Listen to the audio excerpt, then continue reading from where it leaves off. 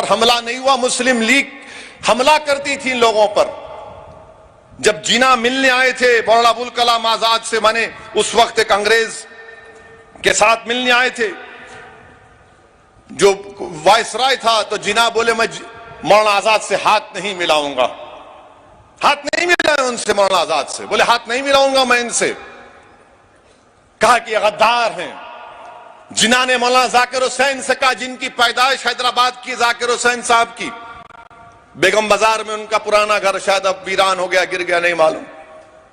جناح نے کہا کہ ذاکر حسین غدار ہے، میں اس سے ہاتھ نہیں ملاؤں گا. جب مولانا آزاد نے جناح کو خط لکھا تو جناح نے جواب دیا کہ تم میں اگر غیرت باقی ہے آزاد تو تم استعفیٰ دے دو کانگریس پارٹی سے. میرے عزیز دوستوں اور بزرگوں، یہ حقیقت ہے، اس سے کوئی انکار نہیں کر سکتا. جناح مولانا آزاد سے ہاتھ نہیں ملانا چاہتے تھے، یہ اتنی نفرت کرتے تھے. حسین احمد مدنی سے جناح کیوں نفرت کرتے تھے؟ کیونکہ حسین احمد مدنی نے اس بات کو اٹھایا کہ تم وہ مسلم علاقے میں پاکستان بنانا چاہتے ہو، مگر جس علاقے میں مسلمان مائنورٹی ہے وہاں پر کیا ہوگا، ان کے لیے تم کیا کرو گے؟ تو جناح نے کہا کہ ان کو ان 4 کروڑ مسلمانوں کے لیے قربانی دینا پڑے گا. یہ حقیقت ہے، سے کوئی انکار نہیں کر سکتا. اور یہ بار بار بولتے نہیں مسلمان پارٹیشن کا ذمہ دار ہے. میں آج بھی کہہ رہا ہوں پیارے، کبھی وقت ہے تو آؤ آمنے سامنے بیٹھ کر مقابلہ کر لو. 10 منٹ میں تم کو دلیل دوں گا، تم اٹھ کے بھاگ جاؤ گے. ہم ذمہ دار نہیں ہیں پارٹیشن کے. کیوں جی بی پنت نے کانگریس پارٹی میں ریزولوشن دیا؟ کیوں؟ اچھا آپ کو معلوم محمد علی جناح کو قائد اعظم کا یہ لقب کتنا مقبول کیوں ہوا؟ مولانا آزاد اپنی کتاب انڈیا ونز فریڈم میں لکھتے ہیں کہ گاندھی جی کے ساتھ ایک مسلم خاتون رہتی تھی کام کرنے والی. اس نے اردو اخبار میں پڑھا کہ مولانا محمد علی جناح کو قائد اعظم لکھتے ہیں، تو اس نے کہا گاندھی جی آپ جناح کو خط لکھ رہے ہیں، قائد اعظم لکھ دیجئے. قائد اعظم وہی بن گئے، وہ قائد اعظم. یہ مولانا آزاد لکھ رہے ہیں، میں نہیں لکھ رہا ہوں. جب سے گاندھی نے جناح کو قائد اعظم لکھا، وہ قائد اعظم سمجھنا شروع ہو گئے. اچھا یہ پارٹیشن کے خلاف کون کون لوگ تھے؟ ایک تو جمعیت العلماء، پھر اس میں آپ دیکھ لیجئے مجلس احرار اسلام حبیب الرحمان لدھیانوی. حبیب الرحمان لدھیانوی 10 سال جیل میں تھے کیونکہ وہ پاکستان کے خلاف تھے. پھر آل انڈیا شیعہ کانفرنس پارٹیشن کے خلاف تھی. حسین بھائی لال جی ان کے بہت بڑے شیعوں کے لیڈر تھے. سید علی ظہیر صاحب نے جناح کو خط لکھ کر پوچھا کہ اگر تمہارا پاکستان بنے گا تو شیعوں کے لیے کیا ہوگا؟ کیا شیعوں کے لیے سیٹیں ہوں گی؟ کیا شیعوں کو دبایا جائے گا؟ کیا شیعوں کو ان کے امام باڑے آزادی سے چلیں گے؟ تو جناح نے جواب میں سید علی ظہیر کو لکھا، یہ سب باتیں مت کرو، یہ سب باتوں کی کوئی اہمیت نہیں ہے، ہم اسلامی مملکت تشکیل دینے جا رہے ہیں. جناح خود شیعہ تھے، محمد علی جناح خود شیعہ تھے، مگر جو بھارت کے شیعہ تھے، آل پارٹی شیعہ کانفرنس، حسن بھائی لال جی، سید علی ظہیر، ان تمام نے انکار کر دیا. میرے عزیز دوستوں اور بزرگوں، بتانے کا مقصد ایک ہی ہے کہ یقیناً ہم ملک کی 75 سالہ آزادی منانے جا رہے ہیں اور انشاءاللہ آئندہ بھی 75 سال منائیں گے. ہمارا وطن عزیز انشاءاللہ صبح قیامت تک آباد رہے گا. مگر ہمارا بولنا یہ ہے کہ اس کی بنیاد، آزادی کی بنیاد کس نے ڈالی؟ گوڈسے نے نہیں ڈالی. اس ملک کی آزادی کی بنیاد میں سراج الدولہ کا خون، بکسر کی جنگ میں مرنے والوں کا خون، ٹیپو کا خون اس میں شامل ہے. سن 57 کی جنگ آزادی میں مرنے والے مسلم علماؤں کا خون شامل ہے. جب عمارت بنتی ہے تو بنیاد ضروری ہوتی ہے. اس بنیاد پر نیتا جی سبھاش چندر بوس، مہاتما گاندھی، مولانا آزاد، جوہر برادران، سردار پٹیل نے مل کر ایک عمارت قائم کی. اور یاد رکھو میں مخاطب نہ صرف مسلمانوں سے ہوں بلکہ اپنے ہندو بھائیوں سے بھی ہوں، عیسائی اور سکھ بھائیوں سے ہوں. یاد رکھو، بنیاد تو بن گئی، عمارت تو کھڑی ہو گئی، مگر یاد رکھو اس عمارت کے اوپر اگر اور چھت ڈالنا ہے، اس عمارت کو خوبصورت بنانا ہے، تو اس عمارت کو خوبصورت بنائے رکھنے میں، اس عمارت کو قائم رکھنے میں ہم کو ایثار اور قربانی کے مظاہرے کرنے پڑیں گے. اگر آپ دیکھیں گے تو ہمارے بزرگوں نے ایک درخت لگاتے ہیں، آم کا درخت لگاتے ہیں، ان کی زندگی میں ان کو سایہ بھی نہیں ملتا، نہ وہ آم کھا سکتے ہیں، مگر اس لیے درخت لگاتے ہیں آم کا، نہیں میرا بیٹا کھائے گا، میرا بیٹا کا بیٹا کھائے گا. اب بیٹے کے بیٹے کی ذمہ داری یہ ہے کہ اس درخت میں قربانیوں کو پیش کریں. یہ درخت کو پانی کی ضرورت نہیں، اس درخت کو بھارت کے لوگوں کی محنت کی ضرورت ہے، ان کے خون کی ضرورت ہے، اور جو ہمارے بزرگوں کا خواب تھا اس کو زندہ رکھنے کی ضرورت ہے. ہم کو اپنے متحدہ طور پر مل کر رہنا پڑے گا.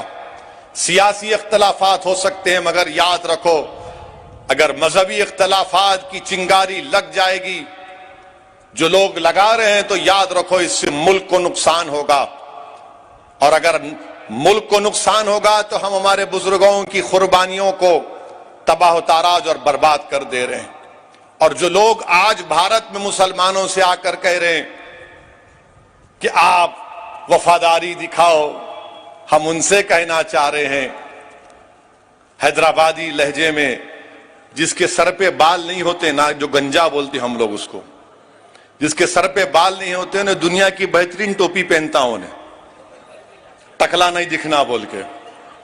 تو یہ لوگ وہی ہیں، کچھ نہیں کرے کیونکہ معلوم سر صاف ہے، تو بہترین ٹوپی پہن کے ہم کو ٹوپی پہنانا چاہ رہے. آپ ٹوپی پہنو، جو کرتے کرو، ہم کو ٹوپی مت پہناؤ، ہم جانتے ہیں ہماری تاریخ کو. جو لوگ کہتے ہیں، ہمارے وزیر اعظم نے کہا کہ آر ایس ایس میرا فاؤنڈیشن ہے. آپ کا آر ایس ایس فاؤنڈیشن ہے تو کیا آر ایس ایس بھارت کے سمویدھان کے خلاف نہیں تھی 1950 میں؟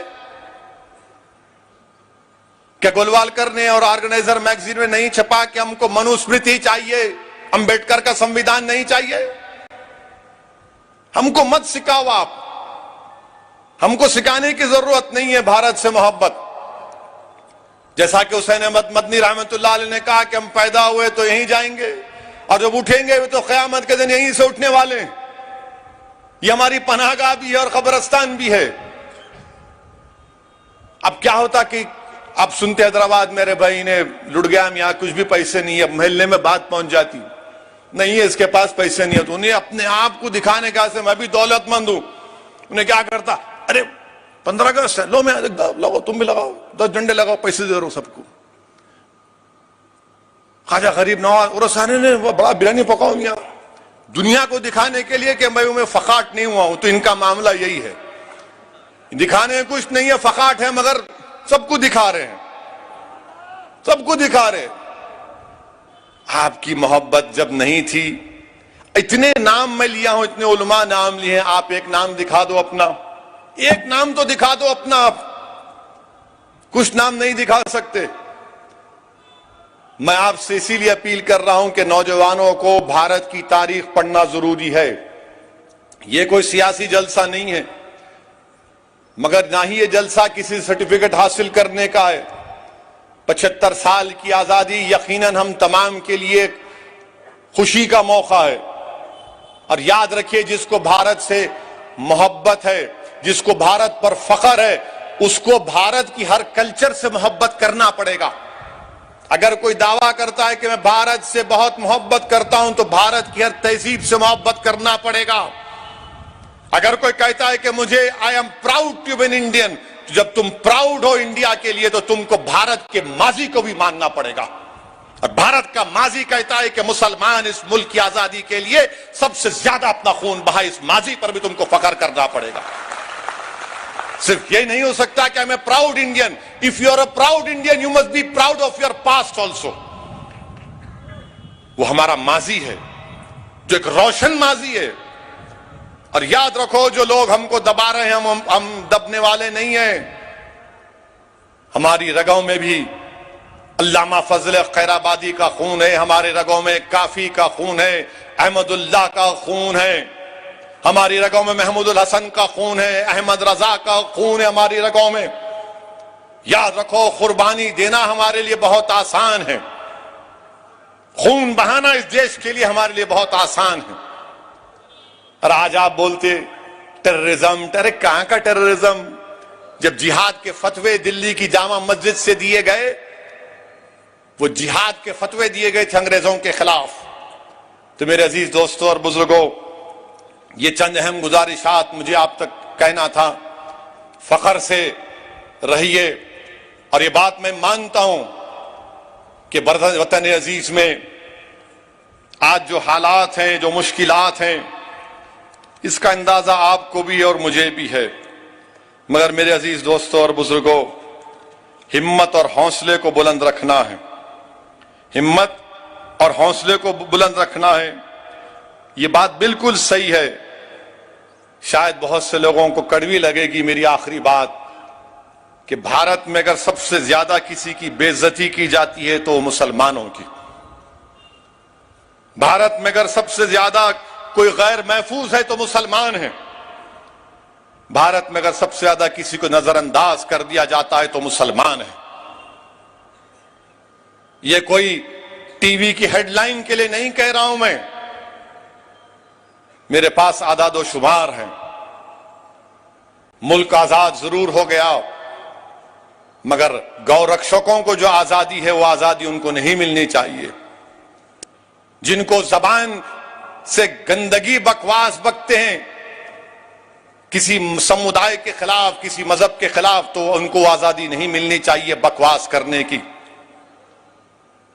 اب ملک تو آزاد ہو گیا، مگر آزادی کا مزہ کیا ان غریبوں کو مل رہا ہے؟ ان بچوں کو مل رہا ہے؟ ان خواتین کو مل رہا ہے جو آنگن واڑی کے ٹیچر ہیں، 4000 کی تنخواہ پہ زندگی گزار رہے ہیں؟ وہ کسانوں کو مل رہا ہے فائدہ کچھ، جن کی آمدنی کم ہو گئی؟ ہم امید کرتے ہیں کہ دیش کے پردھان منتری جب 15 اگست کو لال قلعے سے کھڑے ہو کر ملک سے خطاب کریں گے تو ملک کے مظلوموں کا ذکر کریں گے۔ ہم امید کرتے ہیں کہ دیش کے پردھان منتری جب 15 اگست کو جھنڈا ترنگا لہرائیں گے تو علامہ فضل خیر آبادی کا، مولانا محمود الحسن کا، حسین احمد مدنی کا، مولانا کافی کا، اشفاق اللہ کا ذکر کریں گے۔ نہیں معلوم کریں گے یا نہیں کریں گے، وہ کرے یا نہ کرے ہم تو کرتے رہیں گے۔ ہم کو فخر ہے ہمارے بزرگوں پر، ہمارا سینہ چوڑا ہو جاتا ہے جب ہم اپنے بزرگوں کی قربانیوں کی داستانوں کو پڑھتے ہیں کہ کیسے علامہ فضل خیر آبادی جس دن ان کے بیٹے رہائی کا پیغام لے کر آئے، اسی دن علامہ فضل خیر آبادی کا انتقال ہو گیا، اسی دن علامہ فضل خیر آبادی کا انتقال ہو گیا۔ مولوی علاء الدین کی لاش حیدرآباد کو بھی نہیں آئی، طرباز خان کی لاش لٹکتی رہی سلطان بازار میں کئی دنوں تک۔ میرے عزیز دوستو بزرگوں، یہ ملک کی آزادی ہم کو آسانی سے نہیں ملی، بہت مشکلات اور کٹھن سفرات سے گزرنا پڑا۔ یہ ملک آزاد اس لیے ہوا کہ کیونکہ ہر مذہب کے لوگوں نے مل کر انگریزوں کو بھگایا۔ اگر آج پورے ملک کے ہر سمودائے کے لوگ مل جائیں گے تو ہم ظلم کو مٹا دیں گے، غربت کو مٹا دیں گے، استحصال کو مٹا دیں گے، مساوات کو حاصل کریں گے، اور امن، ایک ٹھوس امن قائم ہو جائے گا۔ اسی لیے 75ویں آزادی کا یہی پیغام اسد الدین اویسی اپنے ہم وطنوں کو دیتا ہے کہ آؤ دلوں کو ملا لو ظلم کے خاتمے کے لیے، آؤ اپنی سوچ کو ملا لو تاکہ غریبوں کا ایکسپلائٹیشن کم ہو جائے، آؤ اپنے ہاتھوں کو ملا لو، بغل گیر ہو جاؤ تاکہ ہم اپنے ملک کی حفاظت کر سکیں۔ اور بھارت کے پردھان منتری سے ہم یہ بھی کہہ رہے ہیں کہ آزادی تو مل گئی، مگر آزادی کا مطلب یہ نہیں ہے پردھان منتری کہ بھارت کی 1000 اسکوائر کلومیٹر پر چین کی فوج بیٹھی ہوئی ہے، اور بھارت کے پردھان منتری لفظ چین نہیں بولتے، نہ میڈیا کے لوگ ان سے پوچھتے ہیں مگر ہمارا کام ہے بولنا کہ چین کو چاہیے کہ بھارت کی زمین سے وہ چھوڑ کر چلا جائے. جو ہاٹ سپرنگ، ڈیپسانگ اور ڈیمچاک میں چین بیٹھا ہوا ہے، چین یاد رکھو. ہم وہ جذبے دوبارہ دکھا سکتے ہیں جس طرح ہمارے بزرگوں نے انگریزوں کے خلاف جذبے دکھائے تھے. یہ سرزمین ہماری ہے، یہ ہماری مبارک سرزمین ہے. اس ملک کو مضبوط کرنے کے لیے ہر شخص کو مل کر اس ملک کو مضبوط بنانا ہے. بہت بہت شکریہ. کل مشاعرہ ہے، بھارت کے نامور شعراء کرام کو دعوت دی گئی ہے. اگر آپ کے پاس وقت ہو تو ضرور شرکت کریے. السلام علیکم ورحمۃ اللہ وبرکاتہ.